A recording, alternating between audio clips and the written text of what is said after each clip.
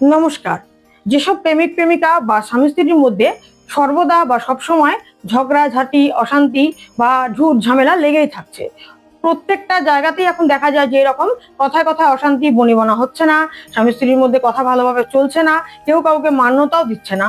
এবং প্রেমিক প্রেমিকার ক্ষেত্রেও কিন্তু এই জিনিসগুলো কিন্তু লক্ষ্য করা যায়। খুব ঝামেলা, খুব অশান্তি যাদের মধ্যে বেড়ে যাচ্ছে, কিছুতেই কোনো রকম ভাবে কিছু করতে পারছেন না, কেউ কারো কথা শুনছেন না, তাহলে কি করবেন?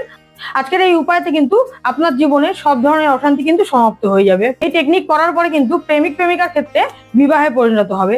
ঝগড়া অশান্তি তো থেমেই যাবে, সঙ্গে বিবাহে পরিণত হবে। স্বামী স্ত্রীর ঝগড়া একদম বন্ধ হয়ে যাবে। এই উপায় কবে করবেন? শনিবার দিন করবেন।